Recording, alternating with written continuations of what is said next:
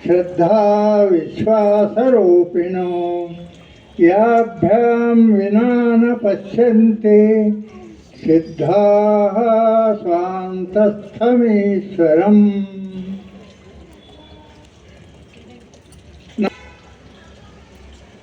ಈಶ್ವರದ್ವಾರ ನಿರ್ಮಿತವಾದದ್ದು. ತಮ್ ದೇವ ನಿರ್ಮಿತಂ ದೇಶಂ ಅಂತ ಹೇಳಿದ್ದಾರೆ. ಇಲ್ಲಿ ದೇವರು ವಾಸ ಮಾಡ್ತಾ ಇರ್ತಾನೆ. ಅಣು ಅಣುವಿನಲ್ಲಿ, ಕಣ ಕಣದಲ್ಲಿ, ಪ್ರತಿ ಹೃದಯದಲ್ಲಿ, ಎಲ್ಲ ಜೀವಿಗಳಲ್ಲಿ ಆ ಪರಮೇಶ್ವರ ವಾಸ ಮಾಡಿದ್ದಾನೆ ಈ ದೇಶದಲ್ಲಿ. ಮತ್ತೊಂದು ದೇಶಗಳಲ್ಲಿ ವಾಸ ಮಾಡಿಲ್ಲ. ಅವನು ತನಗಾಗಿ ಕಟ್ಟಿಕೊಂಡ ದೇಶ ಇದು. ಅದಕ್ಕಾಗಿ ಇಲ್ಲೇನಾದರೂ ತಪಸ್ಸು ಮಾಡಿದರೆ ದೇವರ ಸಾಕ್ಷಾತ್ಕಾರ ಆಗ್ತದೆ. ಇಲ್ಲೇನಾದರೂ ಪೂಜೆಗಳು ಮಾಡಿದರೆ ದೇವರ ಸಾಕ್ಷಾತ್ಕಾರ ಆಗ್ತದೆ. ಅದರ ಫಲ ಗೊತ್ತಾಗ್ತದೆ, ನಮಗೆ ಸಿಗ್ತದೆ ಕೂಡಲೇ ಅಂತ.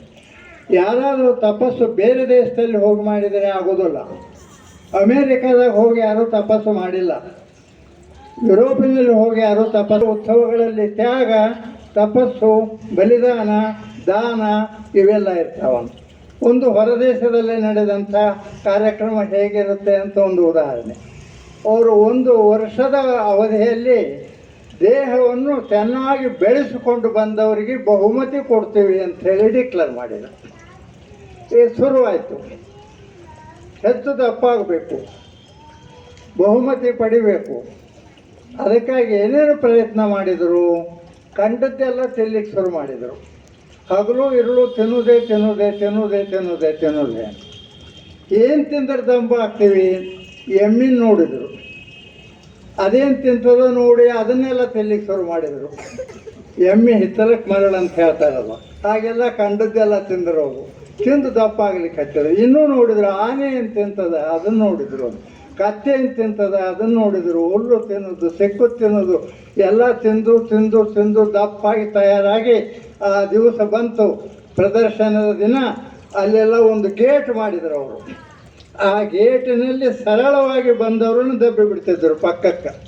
ಆ ಗೇಟಿನಲ್ಲಿ ಸಿಕ್ಕಾಕೋಬೇಕು, ಅವಾಗ ಅವ್ರು ಗೆದ್ದಂಗ. ಒಬ್ಬರು ಬಂದು ಅದರೊಳಗೆ ಸಿಕ್ಕಾಕೊಂಡು ಬಿಟ್ರು. ಉಳಿದವರೆಲ್ಲ ಹೋದ್ಮೇಲೆ ಇನ್ನು ಅವರು ಹೇಗೆ ಹೊರಗೆ ಬರಬೇಕು ಜಗ್ಗಾಟ ಶುರುವಾಯಿತು. ಈ ಕಡೆ ಒಂದು 10-8 ಮಂದಿ ನಿಂತು ಎಳಿಲಿಕ್ಕೆ ಹತ್ತಾರ, ಆ ಕಡೆ ಒಂದು 10-8 ಮಂದಿ ದಬ್ಬುತ್ತಾರ. ಈಗೆಲ್ಲ ಬಹುಮತಿ ಈ ರೀತಿ.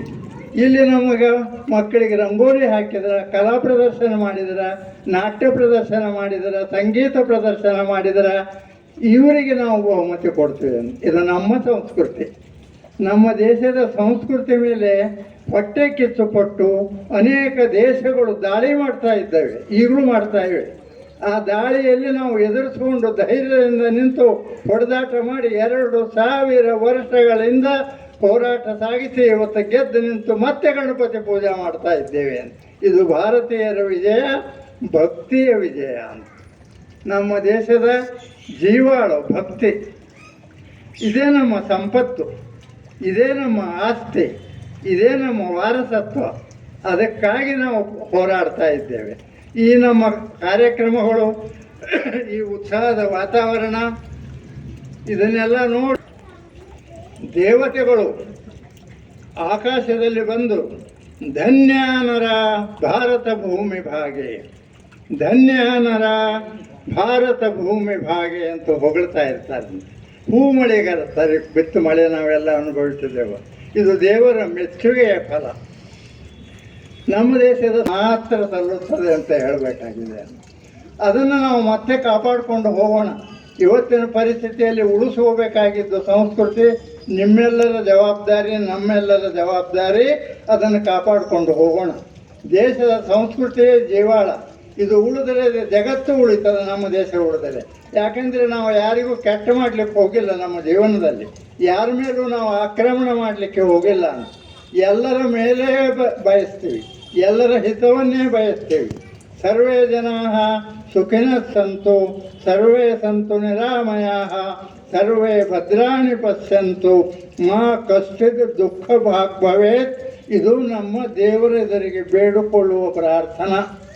ಎಲ್ಲರೂ ಸುಖವಾಗಿರಲಿ, ಎಲ್ಲರೂ ಸಂತೋಷವಾಗಿರಲಿ, ಎಲ್ಲರ ಆಸ್ತಿ ಭದ್ರವಾಗಿರಲಿ, ಎಲ್ಲರ ಪ್ರಾಣಗಳು ಭದ್ರವಾಗಿರಲಿ, ಯಾರಿಗೂ ಯಾವ ಥರದ ರೋಗಗಳು ಬರದಿರಲಿ, ಈ ರೀತಿ ನಾವು ಬೇಡ್ಕೊಳ್ತೀವಿ. ನಮಗಂತಲ್ಲ, ಇಡೀ ಜಗತ್ತಿನ ಚಿಂತನೆ ಮಾಡುವ ಶ್ರೇಷ್ಠ ಜೀವನ ವಿಧಾನ ನಮ್ಮ ಪೂರ್ವಿಕರು ನಮಗೆ ಕೊಟ್ಟಿದ್ದಾರೆ.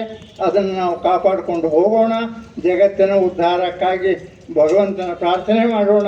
ಇಡೀ ಜಗತ್ತಿನಲ್ಲಿ ನಡೆದಿರುವ ಕೋಲಾಹಲಗಳೆಲ್ಲ ನಿಂತು ಹೋಗಿ ಸುಖ, ಶಾಂತಿ, ಸಮೃದ್ಧಿ ನೆಲೆಸಿ ಎಲ್ಲರೂ ಸುಖದಿಂದ ನೆಮ್ಮದಿಯಿಂದ ಬಾಳುವಂಥ ಒಳ್ಳೆಯ ಕಾಲ ಬರಲಿ ಅಂತ ಗಣಪತಿಯಲ್ಲಿ ಪ್ರಾರ್ಥನೆ ಮಾಡಿಕೊಂಡು ನನ್ನ ಭಾಷಣ ಮುಗಿಸ್ತಾ ಇದ್ದೇನೆ.